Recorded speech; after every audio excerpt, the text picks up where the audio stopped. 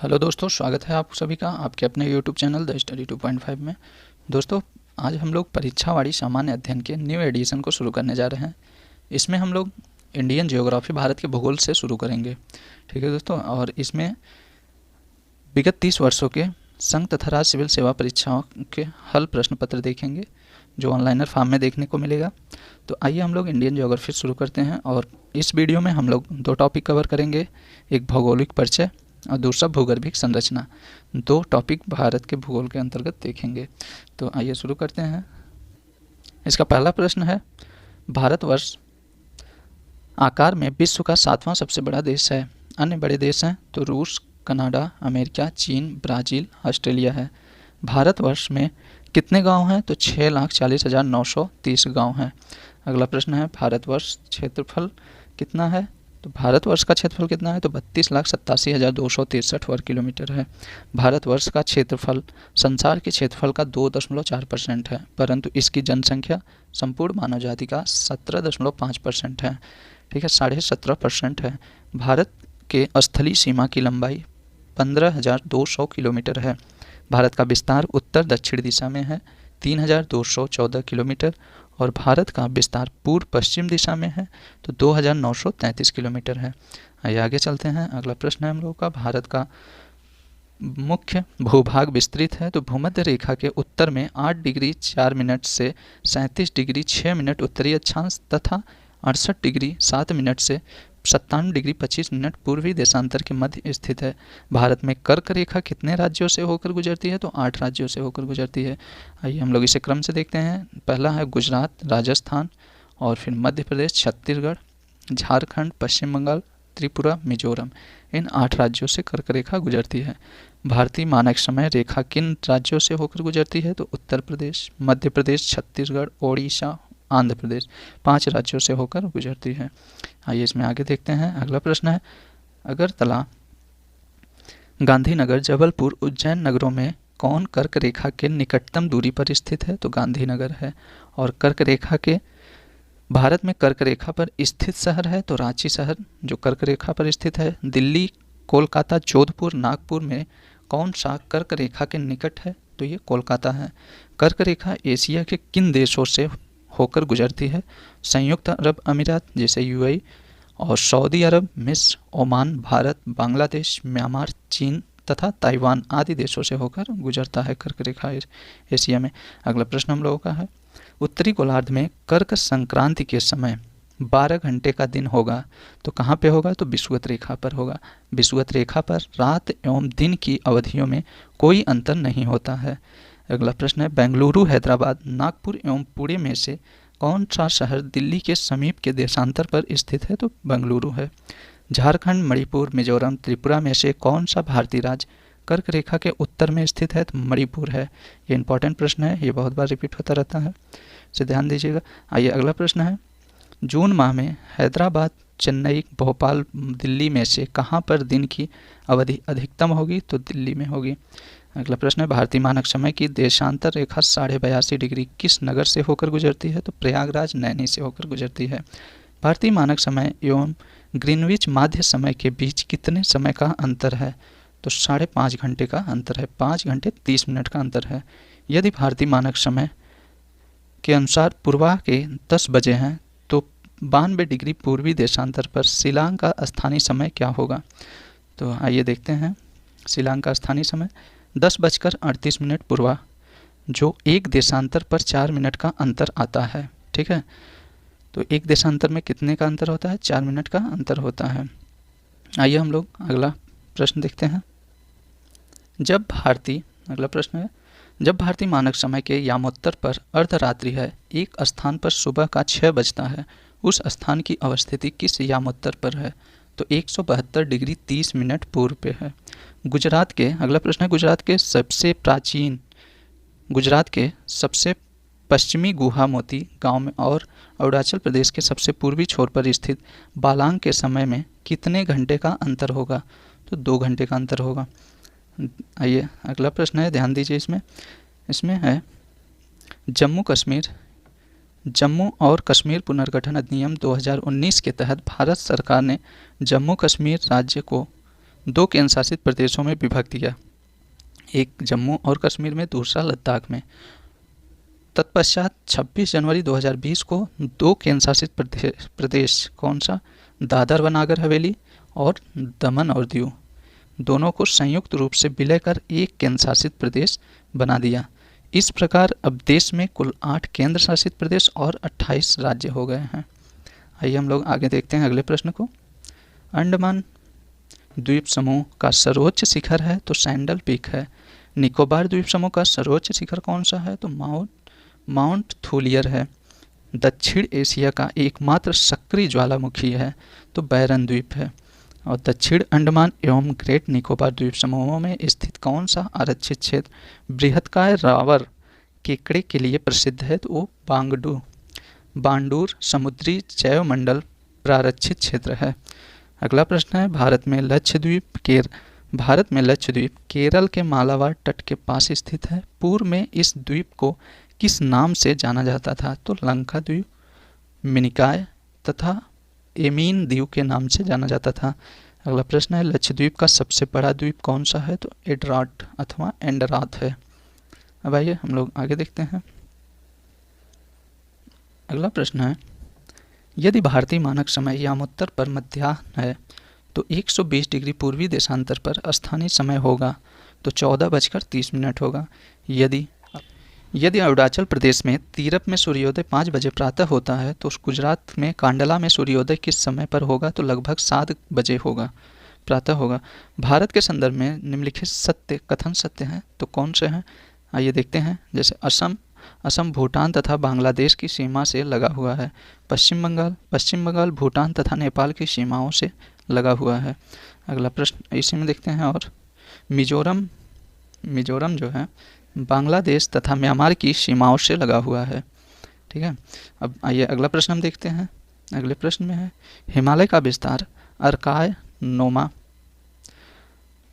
Yoma तक है, वह कहाँ स्थित है, तो म्यांमार में है।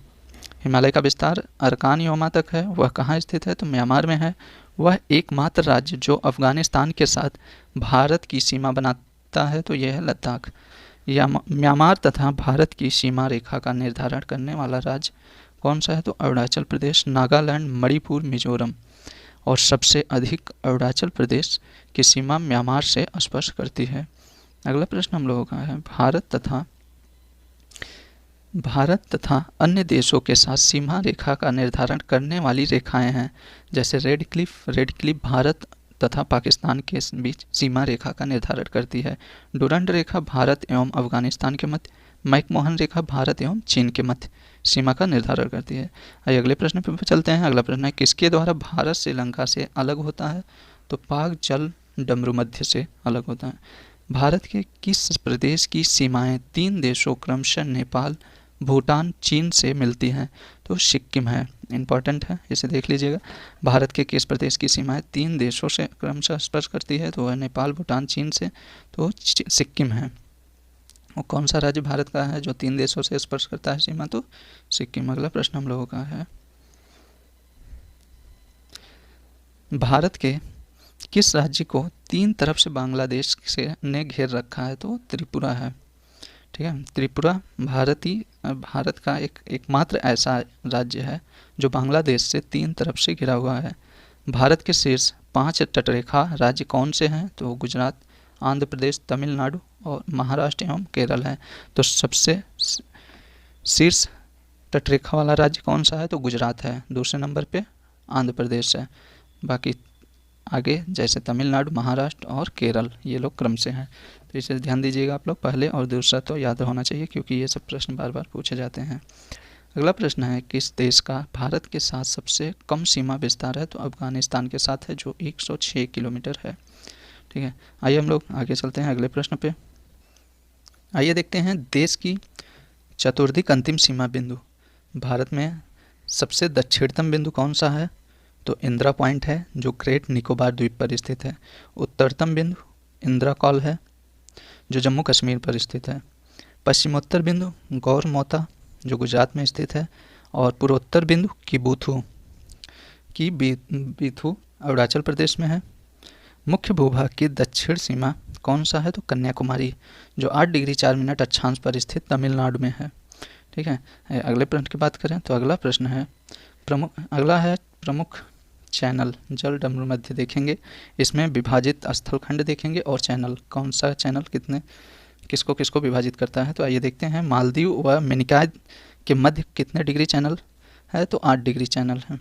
लक्षद्वीप व मिनिकॉय के मध्य 9 डिग्री चैनल स्थित है और छोटा अंडमान व कार निकोबार के मध्य 10 डिग्री चैनल है। और सुमात्रा इंडोनेशिया में जो स्थित है वह निकोबार के मध्य ग्रैंड चैनल है और तमिलनाडु व श्रीलंका के मध्य पाक स्ट्रेट है। दक्षिण अंडमान व लघु अंडमान के मध्य डुंकन पास है और कोको द्वीप म्यांमार में जो स्थित है वह उत्तरी अंडमान के मध्य कोको स्ट्रेट है। तो ये अगला है तमिलनाडु और श्रीलंका के मध्य पाक स्ट्रेट है। दक्षिण पूर्व तमिलनाडु और श्रीलंका के मध्य मन्नार की खाड़ी, लक्षद्वीप व मालाबार तट के मध्य लक्षद्वीप सागर स्थित है। आगे लक्षद्वीप व मालाबार तट के मध्य लक्षद्वीप सागर है। नोट देखिएगा, सेतु समुद्रम परियोजना मन्नार की खाड़ी को पाक की खाड़ी से जोड़ती है। अगला हम लोग देश को देखेंगे और सीमा पर अवस्थित भारतीय राज्य, किन देशों से भारतीय राज्य स्पर्श करता है, कितने भारतीय राज्य स्पर्श करते हैं, आइए उसे देखते हैं। जैसे पाकिस्तान के साथ भारतीय सीमा कौन कौन सा स्टेट स्पर्श करती है, तो लद्दाख, गुजरात, राजस्थान, पंजाब, जम्मू और कश्मीर, ये स्टेट पाकिस्तान से सीमा स्पर्श करते हैं। अफगानिस्तान की बात किया जाए तो केवल एक स्टेट लद्दाख स्पर्श करता है सीमा। और चीन के साथ लद्दाख, हिमाचल प्रदेश, उत्तराखंड, सिक्किम, अरुणाचल प्रदेश है। और नेपाल के साथ उत्तर प्रदेश, उत्तराखंड, बिहार, पश्चिम बंगाल और सिक्किम। भूटान के साथ सिक्किम, पश्चिम बंगाल, असम, अरुणाचल प्रदेश। बांग्लादेश की बात किया जाए तो पश्चिम बंगाल, असम, मेघालय, त्रिपुरा, मिजोरम है। और म्यांमार के साथ बात किया जाए तो अरुणाचल प्रदेश, नागालैंड, मणिपुर, मिजोरम, इतने स्टेट इन देशों के साथ सीमा स्पर्श करते हैं। आइए अब हम लोग पड़ोसी देशों के मध्य सीमा विस्तार देख लेते हैं।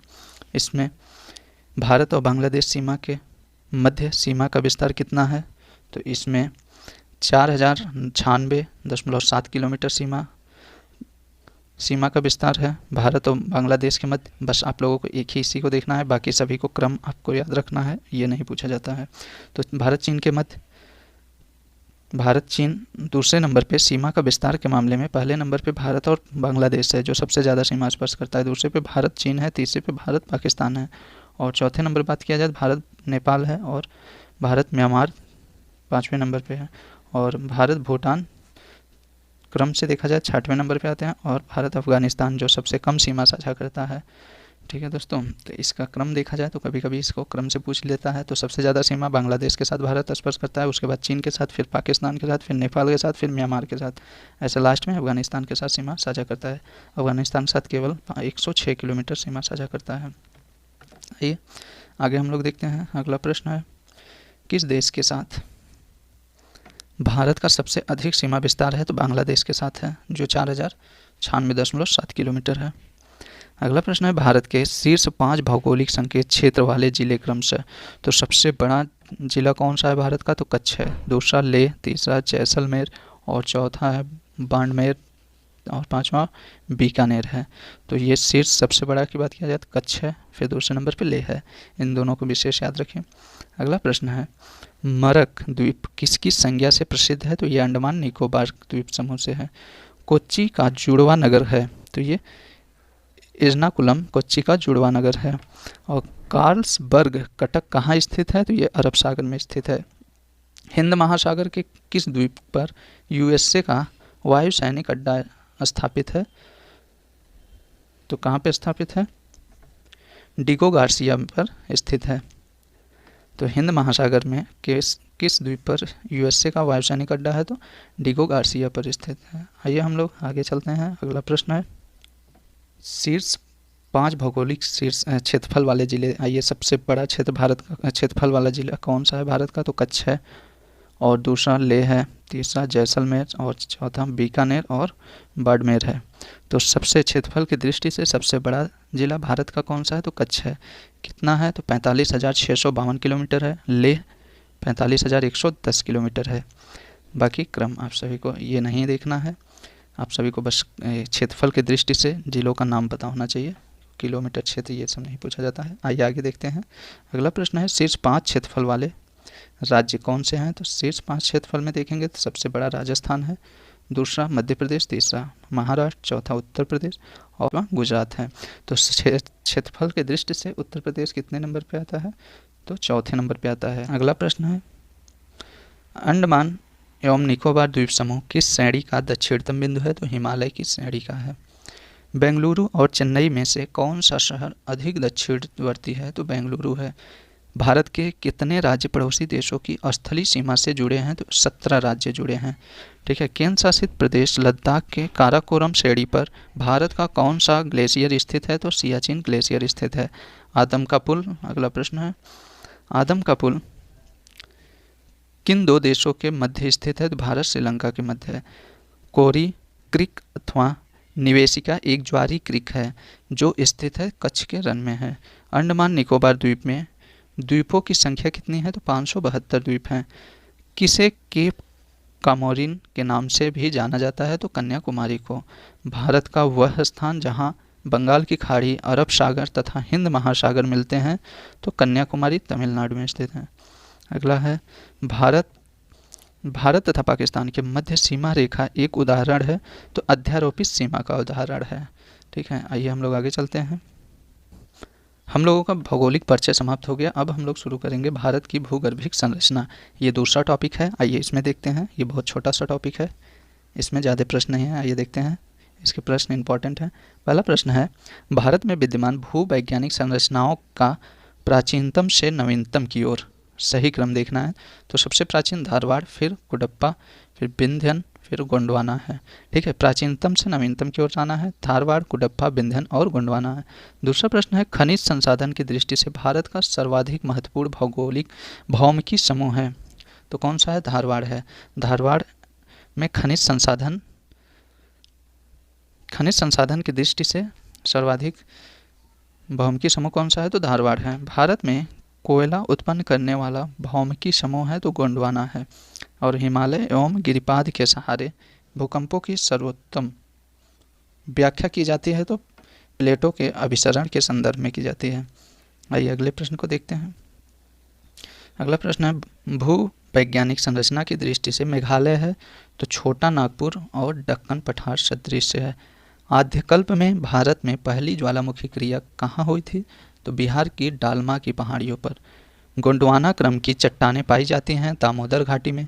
और गोंडवाना लैंड के टूटने का क्रम प्रारंभ हुआ तो जुरैसिक युग से प्रारंभ हुआ था। भारत में किस क्रम की चट्टानों में पेट्रोलियम पदार्थ पाए जाते हैं? तो ये कौन से क्रम के चट्टान में पाए जाते हैं? तो आइए देख लेते हैं। टर्शियरी क्रम के चट्टान में पाए जाते हैं। किसमें? टर्शियरी क्रम की चट्टानों में पेट्रोलियम पदार्थ भारत के क्षेत्र में पाए जाते हैं, जो असम, गुजरात, राजस्थान के इयोसीन एवं आलिगोशीन संरचना में स्थित है। आइए हम लोग आगे चलते हैं। अगला प्रश्न हम लोगों का कश्मीर घाटी का निर्माण किस काल में हुआ है? तो प्लीस्टोसीन काल में हुआ है। भारत में प्रथम ज्वालामुखी क्रिया किस युग में हुई? तो धारवाड़ी युग में हुई है। प्रायद्वीपीय भाग पर दरारों तथा भ्रंशों का निर्माण किस युग में हुआ है? तो गोंडवाना युग में हुआ है। किसने भूसन्नतियों को पर्वतों का पालना कहा है? तो ये कोबर ने कहा है। ठीक है। अगला प्रश्न है दिल्ली क्रम की शैलें किस क्रम की चट्टानों की बनी है? तो कुडप्पा क्रम की चट्टानों से बनी है। और इस अगला प्रश्न पशुचारण के लिए शीतोष्ण मुलायम घासों को क्या कहते हैं? तो मर्ग कहते हैं। देखिए मर्ग जम्मू कश्मीर में ये शीतोष्ण घास, मुलायम घास को मर्ग कहते हैं, और वहीं बुग्याल और पयाल उत्तराखंड में कहते हैं। ठीक है दोस्तों। अगला प्रश्न हम लोगों का राजस्थान में तांबा, कोबाल्ट, रांगा किस समूह के शैलों से प्राप्त होता है? तो कुडप्पा समूह के शैलों से प्राप्त होता है। दक्कन ट्रैप का निर्माण मुख्यतः हुआ है बेसाल्टी चट्टानों से हुआ है। अगला प्रश्न है राजस्थान की मरुस्थलीय भाग भूगर्भिक संरचना की दृष्टि से किसका विस्तार है? प्रायद्वीपीय पठार का है। मालाबार तट, ये हम लोगों का भूगर्भिक संरचना का लास्ट प्रश्न है। मालाबार तट की विशेष स्थलाकृति है, तो कयाल है। मालाबार तट की विशेष स्थलाकृति क्या है? तो कयाल है। ठीक है दोस्तों, अब हम लोगों का भारत का भूगोल में हम लोग 2 टॉपिक कवर किए, एक भौगोलिक परिचय और दूसरा भूगर्भिक संरचना को। तो दोस्तों, आप लोगों को यह वीडियो कैसा लगा और कमेंट करके ज़रूर बताइएगा। दोस्तों, अगली वीडियो में हम लोग जल्द ही इंडियन ज्योग्राफी के अंतर्गत भारत के भौतिक प्रदेश को देखेंगे। उसे जल्द ही हम लोग लेकर उस वीडियो को आएंगे। और ये वीडियो कैसा लगा कमेंट करके ज़रूर बताइएगा आप सभी। और ठीक है दोस्तों, मिलते हैं अगली वीडियो में, तब तक के लिए नमस्कार।